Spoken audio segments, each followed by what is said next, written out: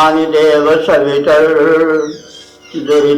पराशुव यद्भद्रं तन्नयासुव। प्रियात्मन सुधी श्रोताओं, संप्रति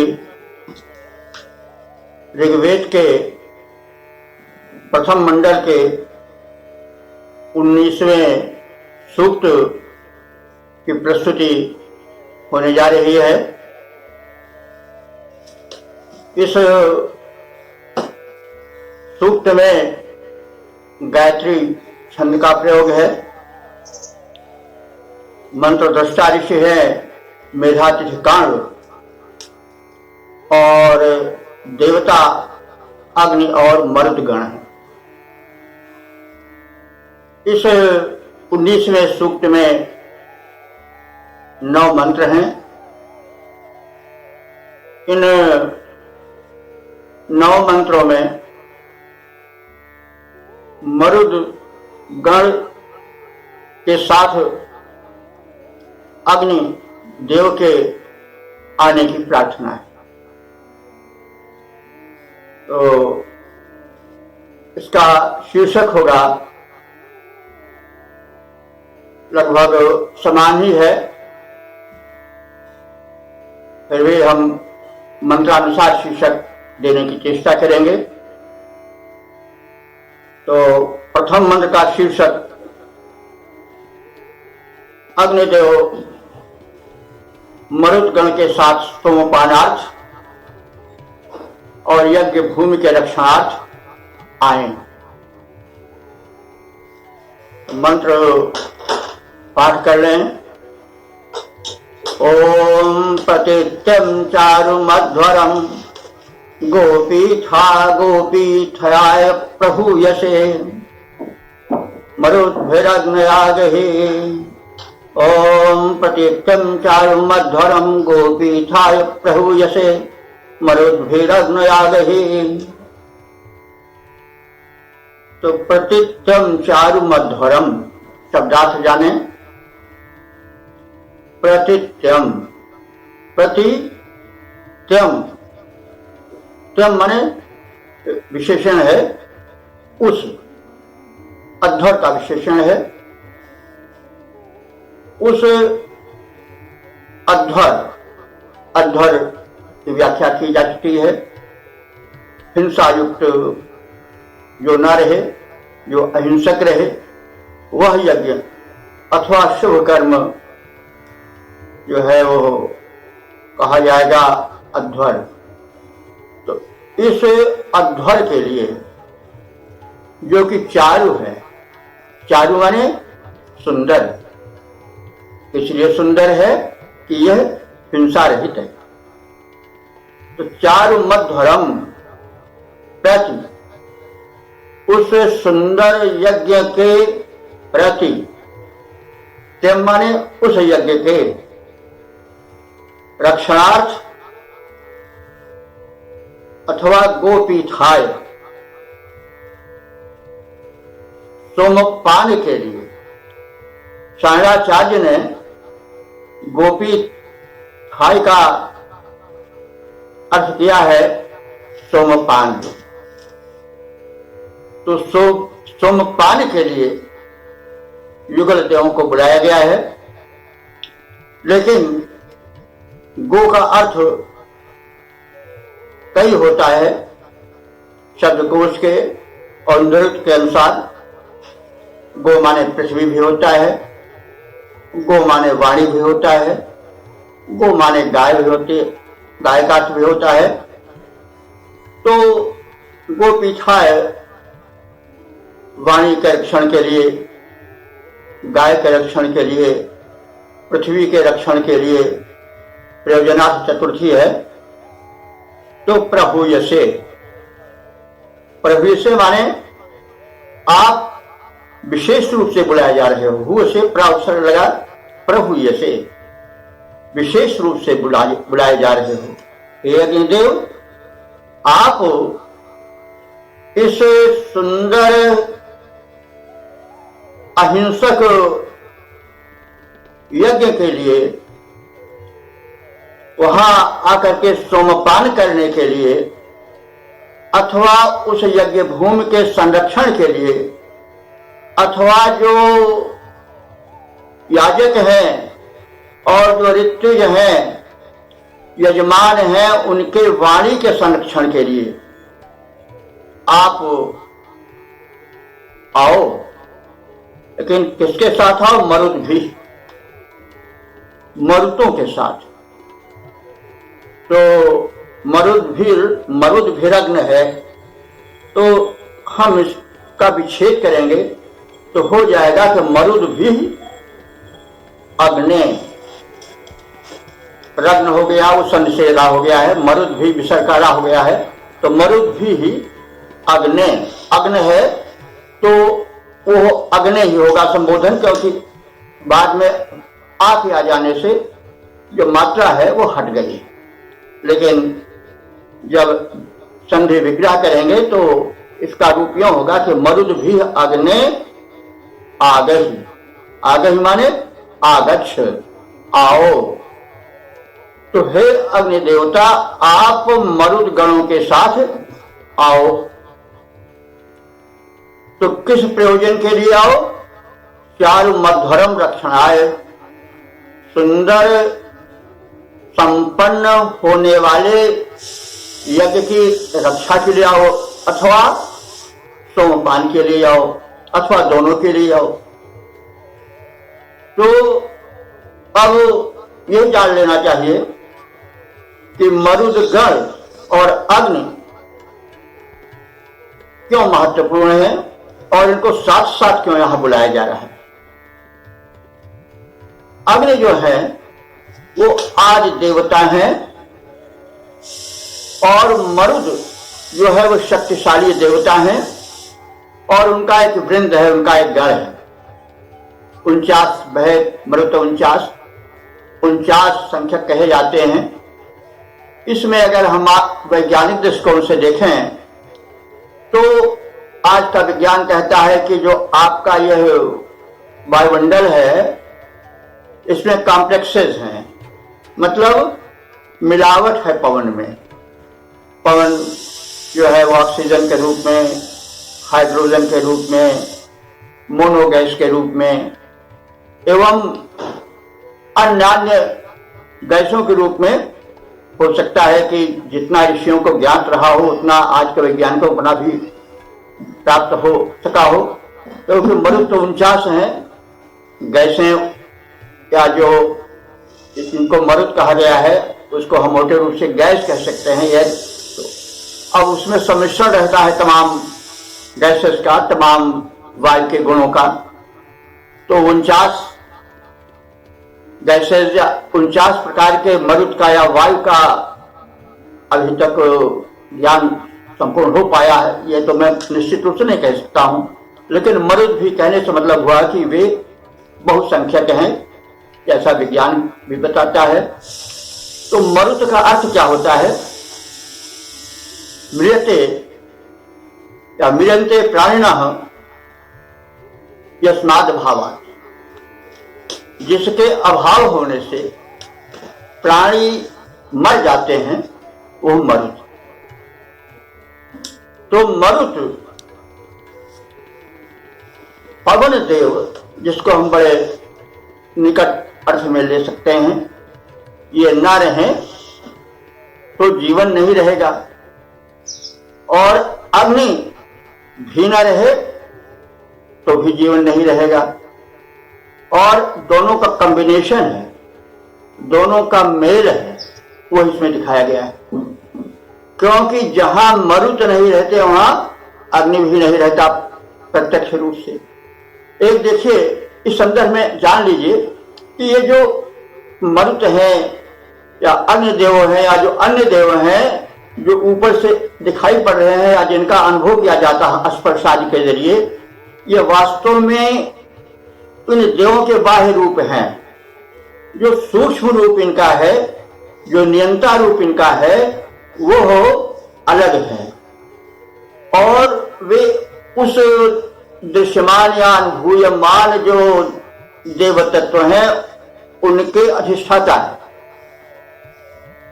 इस प्रकार से उस अदृश्य शक्ति के प्रति संकेत किया जाता है।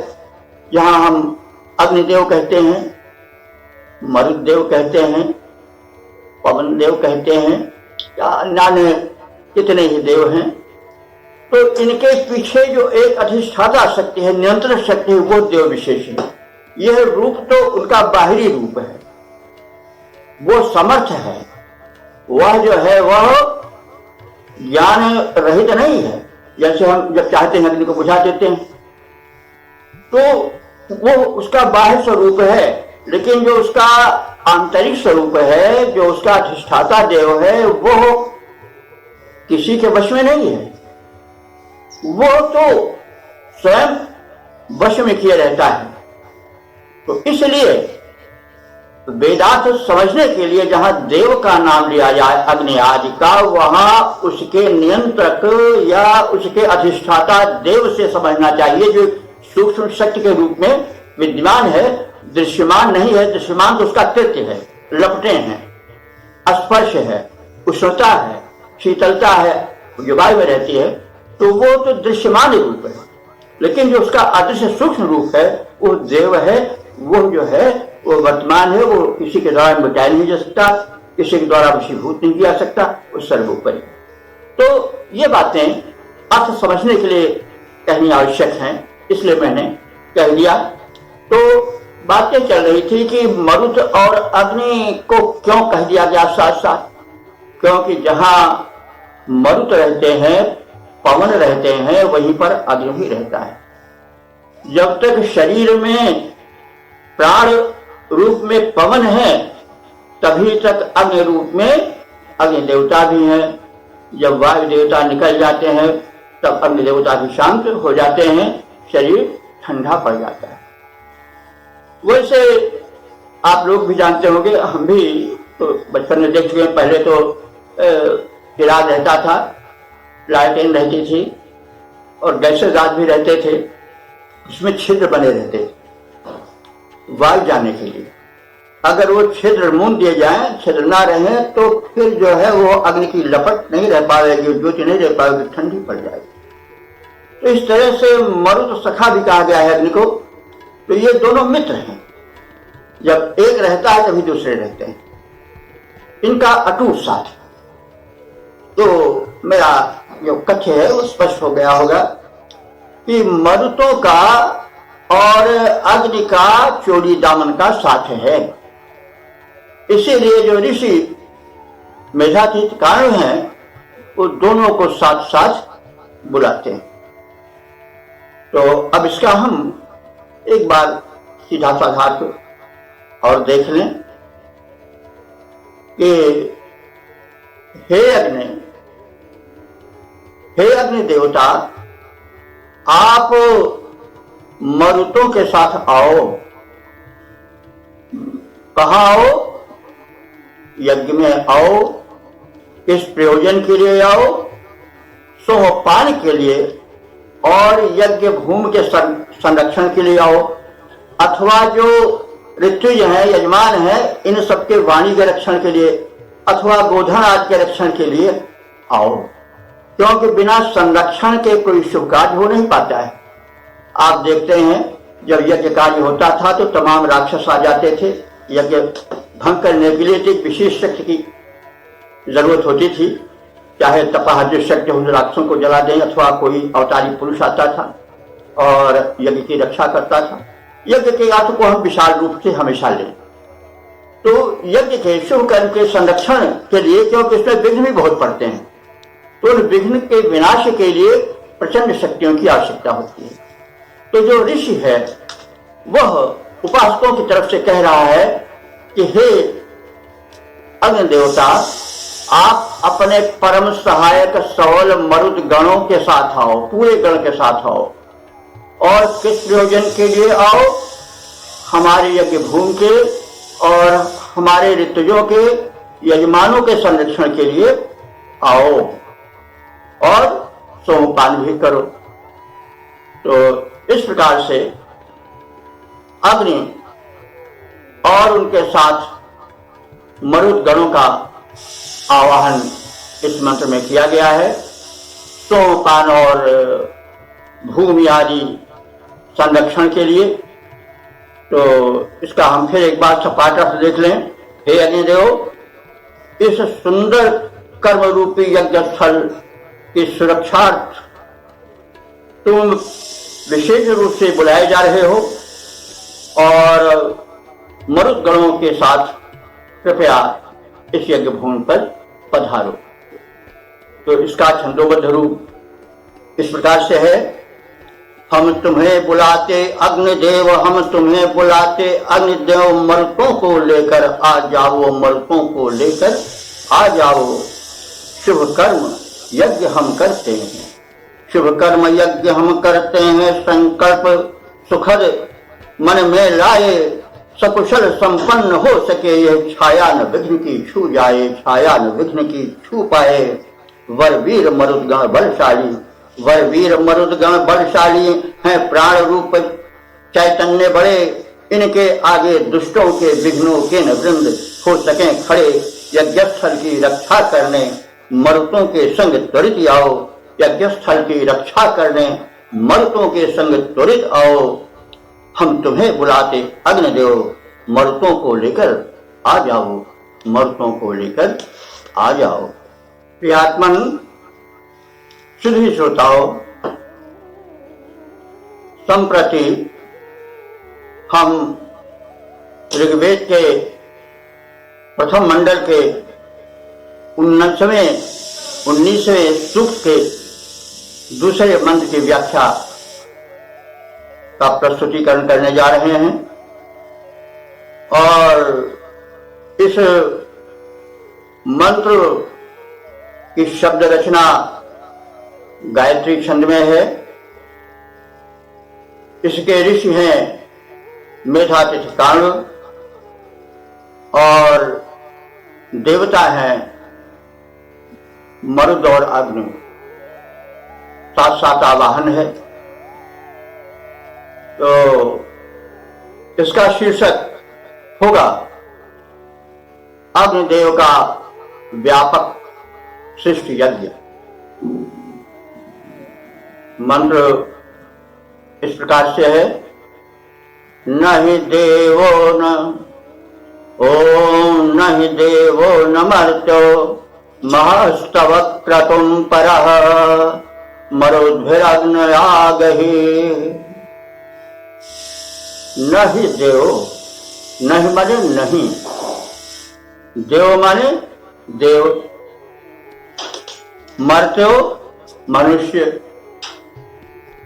महा महान, तव क्रतुम परः, क्रतु कहते हैं यज्ञ को। क्रतुम परः माने यज्ञ से बढ़कर, तव क्रतुम परः जो तुम्हारे माध्यम से यज्ञ हो रहा है उससे बढ़ करके न तो मर्त्य हैं न देव हैं। इसलिए आप मरुद भी अग्नि आगहि, हे अग्नि तुम मरुद भी मरुतों के साथ साथ आगहि आगच्छ आ जाओ। तो यहां पर जरा शब्दों को थोड़ी व्यापकता से देखने की आवश्यकता है। हे अग्निदेव, आप क्रतु परायण हैं, यज्ञ परायण हैं। तो अग्नि देवता के माध्यम से यज्ञ होता ही है, लेकिन अग्निदेव स्वयं यज्ञ कर रहे हैं। यहां पर परमात्मत्व का बोध अग्नि में हो रहा है, क्योंकि वे सृष्टि यज्ञ कर रहे हैं। यज्ञ क्रतु को हम व्यापक अर्थ दें, क्योंकि अग्नि जिस यज्ञ को कर रहे हैं वो व्यापक है। वो क्या है? सृष्टि यज्ञ, ब्रह्मांड की रचना का यज्ञ। तो परमात्मा ही कर सकता है। परमात्मा का जो श्रेष्ठ रूप है, अग्रणी रूप है। अग्नि का अर्थ अग्रणी भी होता है। तो जो अग्रणी रूप है वो अग्नि है, वो भी परमात्मा रूप है। और जो सृष्टि यज्ञ हो रहा है, जो व्यापक संरचना हो रही है, वो सब अग्नि के कारण ही हो रही है। अग्नि जो द्युलोक में सूर्य रूप में है, उनसे धरती पर जीवन की वर्षा हो रही है, प्रकाश की वर्षा हो रही है और पौष्टिकता तथा अन्य जीवनोपयोगी तत्वों की वर्षा हो रही है और तरह तरह के फूल, फल, वनस्पतियां अग्निदेव से ही ऊर्जा पाकर के, रूप रंग पाकर के, विकास के गुण पाकर के विकसित है, दृश्यमान है। तो ये सृष्टि स्वयं एक यज्ञ है। परमात्मा की तरफ से फूल खिलाए जा रहे हैं, फल लुटाए जा रहे हैं, पानी बरसाया जा रहा है, वो निस्वार्थ सेवा है।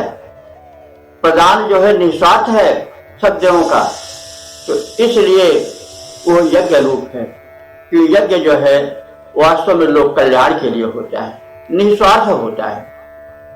उसमें कहा जाता है कि इदम न मम, हे देव जो हम ये चढ़ा रहे हैं ये मेरा नहीं है, ये तुम्हारा है।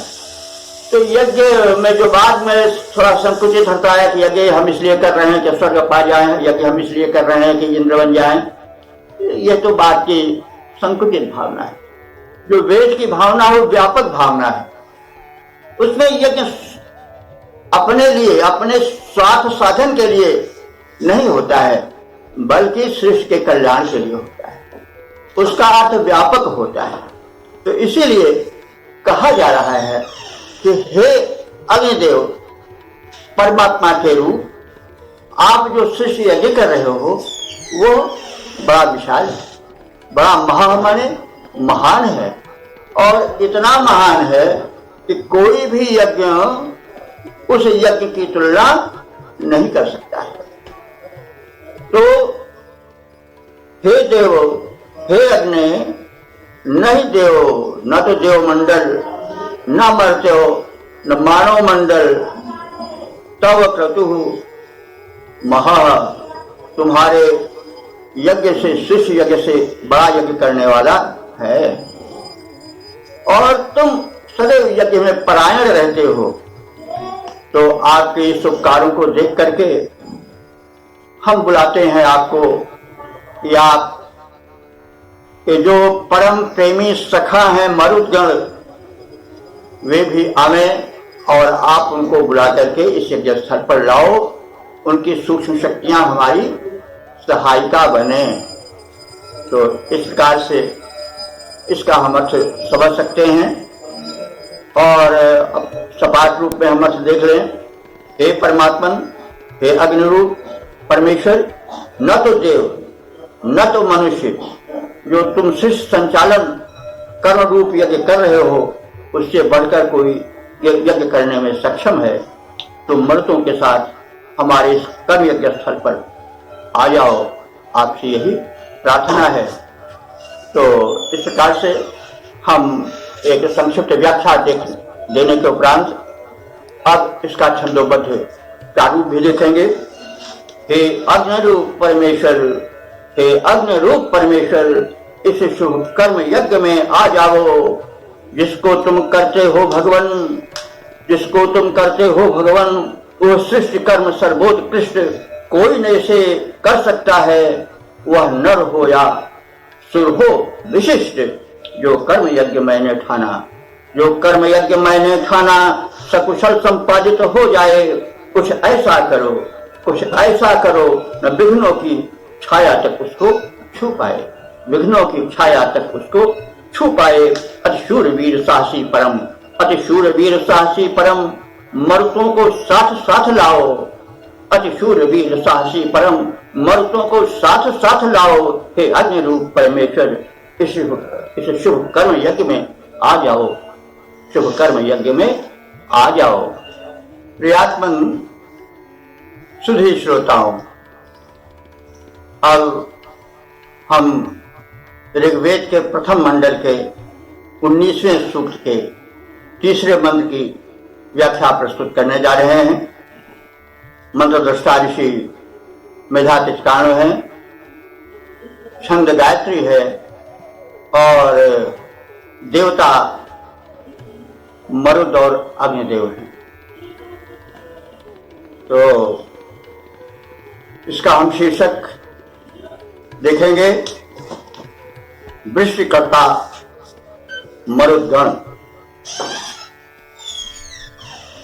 तो वृष्टिकर्ता मरुद्गण, इस अर्थ की प्रधानता है और अग्नि उनके साथ हैं, उनके साथी हैं। लेकिन जब कोई मंडल होता है तो उसमें कभी एक साथी अपना पराक्रम अधिक दिखाता है, उससे अधिक याचना की जाती, कभी दूसरे से।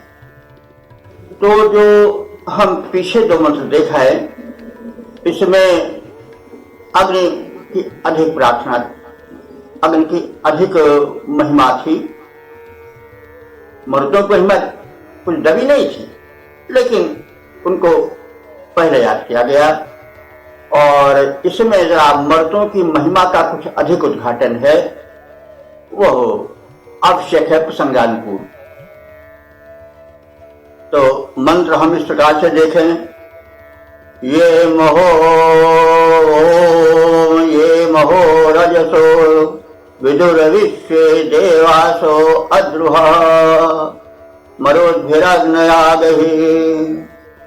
ओम ये महो रजसो विदुर्विश्वे देवासो अद्रुह मरुद्भिरग्नयागहि। शब्दार्थ देखें, ये माने जो विशेषण है, रूप में सर्वनाम है लेकिन विशेषण रूप प्रयुक्त हो रहा है। ये माने जो कौन? मरुद्गण, क्योंकि बहुवचन है ना। तो ये जो मरुद्गण इस प्रकार से विशेष शक्तियों से युक्त हैं, वो महोरजसः, महारजसः, महान रजस। रजस का सायन अर्थ किया है जल, और इसका अर्थ जो है वो आकाश भी होता है। तो जो महान रजसः, महान रजस के विदुर, विदुः माने जानकार, ज्ञाता है, ऐसे विश्व देवासा।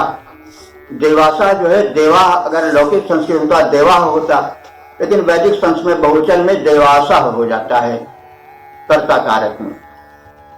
तो ये विश्व देवासा जो संपूर्ण देवों वाले हैं, अथवा वे स्वयं बहुसंख्यक हैं, इसलिए विश्व देवा जो संपूर्ण अपने मंडल के साथ हैं, और जो मंडल अद्रोह, किसी का द्रोह करने वाला नहीं है, ऐसा जो मरुद मंडल है, जो महोरजसो, जो महान वृक्ष का विधान करने वाला है, ऐसे मरुतों के साथ हे अग्निदेव आगहि, आप आओ। तो रजसो का मतलब आकाश भी होता है, आया जनते यस्मिन, जिसमें सुशोभित हो क्या विविध शक्तियां, अनेक प्रकार की शक्तियां आकाश मंडल में। जल भी वाष्प रूप में विद्यमान रहता है, तमाम खनिज और लवण और उपयोगी तत्व वायु आदि सब आकाश में ही रहते हैं, और वे सब वर्षा की बूंदों के साथ धरती पर आते हैं। ये जो तत्व जितने हैं वे सब धरती के अपने नहीं हैं, ये सब अंतरिक्ष से आते हैं, अंतरिक्ष में व्याप्त रहते हैं, सूर्य आदि विभिन्न देवताओं के द्वारा प्रेरित होकर के। और पवन में वो प्रवाहित होते रहते हैं। उनके साथ साथ जब वृष्टि होती है तो उस वृक्ष के जल के साथ जो भिन्न भिन्न पोषक तत्व हैं, जो गुण हैं, वे धरती में आकर समा जाते हैं और वही फिर धरती पौधों को, प्राणियों को देती है। यह वैज्ञानिक नियम है। और देखें, जो वृक्ष कर्म होता है वो वास्तव में इस पिंड के लिए, धरती के लिए बड़ा आवश्यक है। वृक्ष न हो तो जीवन भी नहीं रहेगा। और वृक्ष करते कराते कौन है? यही दोनों देव। कौन? अग्नि और मरुत। अग्नि जो है वो भूमंडल पर जो व्याप्त अग्नि है, यह तो है ही है, लेकिन जो बृहद अग्नि है वो सूर्य है जो द्विलोक में है। तो सूर्य अग्नि जो है वो क्या करती है कि धरती के जल को वाष्पित करती है, खौला देती है। और वाष्पित जल को, उस वाष्प को इधर उधर ले कौन जाता है? बादल कौन बनाता है? उसको बनाते हैं कौन? मरुत। मरुत मानसून को भी हम इस प्रसंग में ले सकते हैं। मानसून एक विशेष प्रकार का पवन ही है, एक मरुत ही है, जो कि वेगशाली होता है और जो कि वाष्पित जल को उठा करके आकाश में स्थापित करता है और जिसके संयोग से वृष्टि होती है। तो इसलिए रजसा माने वृष्टि के कारण अग्नि और मरुत दोनों हैं, लेकिन मरुत का विशेष स्थान यहां पर प्रतीत होता है। तो यो रजसो, रजसो को अगर हम अंतरिक्ष लें तो जो पवन देव हैं वो अंतरिक्ष में व्याप्त हैं। कहा जाता है कि जहां तक अंतरिक्ष है, यानी पृथ्वी की आकर्षण शक्ति है, वहां तक पवन का स्थान है और वही अंतरिक्ष है। तो रजसा माने अंतरिक्ष के पूर्ण जाता है, मरुत यानी अंतरिक्ष में व्याप्त हैं और भ्रमणशील हैं। तो इस प्रकार से दोनों अर्थ लग सकता है कि जो व्यापक अंतरिक्ष में पवन देव विचरण करते हैं, उसको व्यापित करते हैं, ऐसे पवन देव, ऐसे मरुदगण, अथवा जो जल वृष्टि को रूप देते हैं, सर्वत्र धरती के भूमंडल यानी धरती के पूरे कोने कोने तक ले जाकर के वृष्टि जल प्रदान करते हैं, धरती की प्यास बुझाते हैं। तो इस तरह से रजसा माने वृष्टि कारक, जल को बरसाने वाले, रजस जल के अर्थ में उपयोग होता है। और व्यापक अंतरिक्ष के विषय में भी होता है। तो जो व्यापक अंतरिक्ष में गतिशील है, अथवा जो धरती के जल को, जिसको कि वाष्पित सूर्य देव करते हैं, जो अग्नि के प्रचंड रूप हैं, उसको लेकर के वो आप बादल बनाते हैं और बादल बनाने के साथ साथ वृष्टि कराते हैं। तो अब ये तो अर्थ हुआ। तो अब इसको हम इस प्रकार से जाने कि वे मरुदगण जो कैसे हैं, ऐसे हैं कि महो रजसा, महारजसा जल की महान वृष्टि के कारण है, अथवा व्यापक अंतरिक्ष में विचरणशील हैं। और क्या है? विदु, विदु माने विद्वान है, ज्ञाता है। और विश्व देवासु, वे समस्त अपने देवमंडल के साथ यानी 49 मर्तों के साथ आए या युक्त रहते हैं और वो अद्रोहा, किसी से द्रोह करने वाले नहीं। पवन या मरुद किसी से दोष नहीं करते कि राजा है या रंग है या उसको कोई नुकसान जान सके नहीं पहुंचाते हैं। कोई दंड का पात्र हो तो दंड सभी देते हैं, क्योंकि वो भी एक पद्धति है। तो अद्रोहा कहा गया है कि वे प्राण मात्र के कल्याणकारक हैं, वे किसी से द्रोह या ईर्ष्या नहीं करते हैं। तो ऐसे मरुदगण जो कि जल वर्षा के हेतु हैं और उसके भेद को जानते हैं, जो महान अंतरिक्ष के समस्त रहस्य को जानते हैं, वहां विचरणशील हैं और जो द्रोह रहित हैं, ऐसे अपने दिव्य मंडल के साथ मरुद भी ही, ये मरुद इन मरुदों को हे अग्नि देवता तुम इस यज्ञ स्थल पर लाओ। तो इसको हम एक बार फिर व्याख्या रूप में देख लें, ये समग्र मरुदगण किसी से द्वेष नहीं करते हैं, समदर्शी हैं। ये असीम अंतरिक्ष में गमनशील हैं अथवा वृष्टि के प्रधान कारण हैं और उसके विस्तार को जानने वाले हैं। हे अग्निदेव, तुम इन बड़ी और कथित गुणों से संपन्न गतिशील मर्तों के साथ मेरे इस शुभ कर्म यज्ञ में पधारो और उसे सफल बनाओ। छंदोबद्ध रूप इसका यह है, इन मरुद गणों के संग संग हे अग्निदेव तुम आ जाओ। इन मरुद गणों के संग संग हे अग्निदेव तुम आ जाओ। संपन्न यज्ञ करते आओ, संपन्न यज्ञ करने आओ।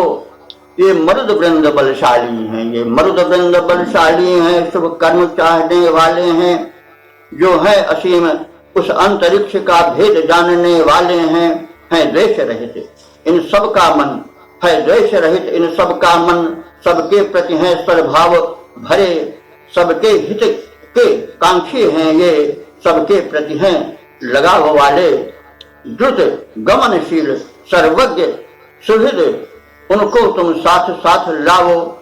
इन मरुद गणों के संग संग हे अग्निदेव तुम आ जाओ। संपन्न यज्ञ करने आओ, संपन्न यज्ञ करने आओ।